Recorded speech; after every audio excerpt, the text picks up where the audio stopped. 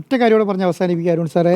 ഞാൻ വെറുതെ ഈ ChatGPT-യിൽ ഒന്ന് ചോദിക്കായിരുന്നു, ഈ ഒരു ചെറിയ ടാക്സിന് തരുമ്പോഴൊക്കെ ഈ ടാക്സ് കൊടുക്കുന്ന മാധ്യമ സ്ഥാപനങ്ങളുടെ അവസ്ഥയൊക്കെ MRF മനോരമേൻ്റെ ആണല്ലോ, ആയിരക്കണക്കിന് കോടി രൂപയുടെ നോട്ടീസാണ് GST ഇവർ കേസ് നടത്തിക്കൊണ്ടിരിക്കുന്നത്.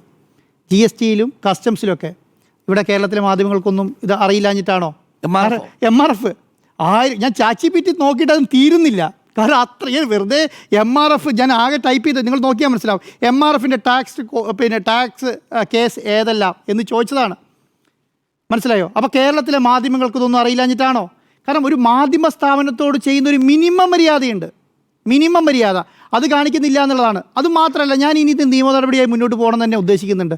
ഇതിനെല്ലാം ഞാൻ ഡിഫമേഷൻ കൊടുക്കും. കാരണം ഇതിനെ സംബന്ധിച്ചിടത്തോളം എൻ്റെ പേരിൽ ഇന്ന് വന്ന വ്യാജ വാർത്തകളുണ്ടല്ലോ, ഇന്ന് വന്ന വ്യാജ വാർത്തകൾക്കെല്ലാം ഞാൻ ഡിഫമേഷൻ കൊടുക്കും. അത് ഡിഫമേഷൻ്റെ ഏതറ്റം വരെ പോകണമെന്ന് പറഞ്ഞാൽ ആ അറ്റം വരെ പോകാൻ ഞാൻ തയ്യാറാണ് എന്നുള്ളതാണ്. രണ്ടാമത്തെ കാര്യം ഒരു വാചയോടെ പറഞ്ഞ് അവസാനിപ്പിക്കാം. നേരത്തെ അരുൺ സാർ പറഞ്ഞല്ലോ, ഈ 8ാം സ്ഥാനത്ത് കിടന്ന റിപ്പോർട്ടർ TV 1ാം സ്ഥാനത്തെത്തിയത് ഈ രാത്രിയും പകലും ആൻറ്റോക്സിയും പണിയെടുത്തുകൊണ്ടല്ല. കേരളത്തിലെ എണ്ണം പറഞ്ഞ 10,750 ജേർണലിസ്റ്റുകൾ രാത്രിയും പകലും അധ്വാനിച്ച് ഉണ്ടാക്കിയതാണ് ഈ 1ാം സ്ഥാനം എന്ന് പറയുന്നത്. മനസ്സിലായോ? ഒരു വാർത്ത കൊടുക്കുന്ന സമയത്ത് ആൻറ്റോക്സിനെ അവിടെ പ്ലാൻ ചെയ്താന്ന് വിചാരിക്കുന്ന ഈ പറയുന്ന നേതാക്കന്മാരുടെ ബോധ്യമുണ്ടല്ലോ, അതാദ്യം മാറ്റുക. ഒരു വാർത്ത തിരുവനന്തപുരത്തു നിന്നോ കോഴിക്കോട് നിന്നോ കൊച്ചിയിൽ നിന്നോ ബ്രേക്ക് ചെയ്യുന്ന സമയത്ത് അത് ആൻറ്റോക്സി പറഞ്ഞിട്ടാണോ ചെയ്യുന്നത് എന്നുള്ള നിലയ്ക്ക് ഇവിടെ കേരളത്തിലെ മാധ്യമ സ്ഥാപനങ്ങൾക്കെല്ലാം മുതലാളിമാരുണ്ടല്ലോ, ഇല്ലേ? ആ മാധ്യമ സ്ഥാപനത്തിൻ്റെ മുതലാളിമാരിൽ ഒന്നും ഇല്ലാത്തൊരു പ്രത്യേകത ആൻറ്റോക്സിന് എന്താ ഉള്ളത്? നമ്മൾ 24 വാർത്ത ചെയ്യുന്ന സമയത്ത് ഗോകുലം ഗോപാലനോ അല്ലെങ്കിൽ ശ്രീകണ്ഠൻ നായരോ അല്ലെങ്കിൽ പറയുന്ന ഭീമാ ഗോവിന്ദനാണെന്ന് പറഞ്ഞിട്ടല്ലോ നമ്മൾ ചെയ്യുന്നത്. ആണോ? ആ വാർത്ത അവർ കൊടുത്താന്ന് വിചാരിക്കുന്നുണ്ടോ? മനോരമയ്ക്ക് മാമൻ മാത്യുവും ജയന്ത് മാമനും ഒക്കെയാണെന്ന് വിചാരിച്ചിട്ടാണോ ചെയ്യുന്നത്? മാതൃഭൂമി ചെയ്യുമ്പോൾ ശ്രേയംസ് കുമാർ പ്ലാൻ ചെയ്യുന്ന വാർത്ത എന്നാണോ വിചാരിക്കുന്നത്? ഏഷ്യാനെറ്റിൽ ഈ പറഞ്ഞ രാജീവ് ചന്ദ്രശേഖരൻ്റെ ഭാര്യ ചെയ്യുന്ന വാർത്തയാണെന്ന് വിചാരിച്ചിട്ടാണോ ഇരിക്കുന്നത്? അവിടുത്തെ മാധ്യമ പ്രവർത്തകരാണ് ചെയ്യുന്നത്, അല്ലേ? ആ ബോധ്യമെങ്കിലും തൽക്കാലം ഈ പറയുന്ന നേതാക്കന്മാർക്ക് ഉണ്ടാകുക എന്നുള്ളതാണ്. ആൻറ്റോക്സിന് അവിടെ മീറ്റ് എഡിറ്റേഴ്സ് കയറില്ല, അവരുടെ അഭിപ്രായം ഇതൊരു സ്വതന്ത്ര ബോഡിയാണ്.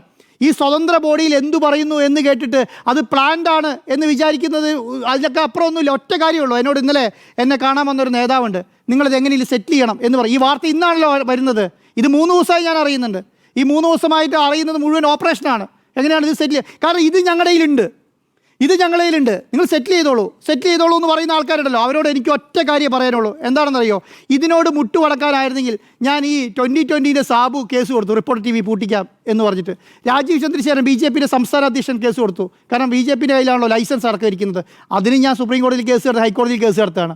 അപ്പം ഇതൊന്നും കണ്ട് പേടിച്ചിട്ടല്ല. പക്ഷെ ഒരു കാര്യം ഞാൻ പറയാം, എന്നെ സംബന്ധിച്ചിടത്തോളം ഈ സ്ഥാപനം റൺ ചെയ്ത് കൊണ്ടുവന്ന ആൻറ്റോക്സിലല്ല, കേരളത്തിൽ ഞാൻ ഇപ്പോഴും വിശ്വസിക്കുന്നവരുണ്ട് സാറേ, സ്വതന്ത്ര മാധ്യമപ്രവർത്തനം നടത്താൻ പറ്റിയ ഒരു സ്ഥാപനം എന്ന് പറയുന്നത് ഈ റിപ്പോർട്ടർ TV ആണ് എന്ന് ഞാൻ വിശ്വസിക്കുന്നു. അതിനുള്ള എല്ലാ സാഹചര്യവും ഇവിടുത്തെ മാധ്യമപ്രവർത്തകർ കൊടുത്തിട്ടുണ്ട്. ഒരാൾക്ക് നമ്മൾ അതിന് ബുദ്ധിമുട്ടുണ്ടാക്കിയിട്ടില്ല, ഒരാളുടെയും വാർത്ത നമ്മളിവിടെ തമസ്കരിച്ചിട്ടില്ല, എല്ലാ വാർത്തയും കയറും. അപ്പോൾ അതിൻ്റേതായ ബുദ്ധിമുട്ടുണ്ട്. അപ്പം ഇന്നലെ പറഞ്ഞ നേതാവ് പറഞ്ഞ ഒരു കാര്യമാണ്, നിങ്ങൾ ഈ രാഹുൽ മാങ്കൂട്ടത്തിൻ്റെ കേസ് തുടങ്ങി കോൺഗ്രസ് നിങ്ങളെ നോട്ടിട്ടിരിക്കുകയാണ്, നിങ്ങൾക്കത് മനസ്സിലാക്കിക്കൂടെ എന്ന് ചോദിക്കുകയാണ്. രാഹുൽ മാങ്കൂട്ടത്തിലെ കേസ് എന്താണെന്ന് ഈ പറയുന്ന കോൺഗ്രസ് നേതാക്കന്മാരോട് ഞാൻ പറഞ്ഞു കൊടുക്കേണ്ട കാര്യമില്ലല്ലോ. അത് തുടങ്ങി നോട്ട് വിട്ടിട്ടെങ്കിൽ എൻ്റെ പൊന്നു സാറുമാരെ ഒരു കാര്യം ഞാൻ പറയാം, നിങ്ങൾ എത്ര നോട്ട് വിട്ടാലും നിയമപരമായി പോകാൻ കഴിയുന്ന സ്ഥലത്ത് ഞാൻ നിയമം വരെ പോയി. അല്ല, നിങ്ങൾ എന്താണോ പ്ലാൻ ചെയ്തത് അത് നിങ്ങൾ വിധിച്ചോളുക എന്നുള്ളത് എനിക്ക് പറയാനുള്ളൂ.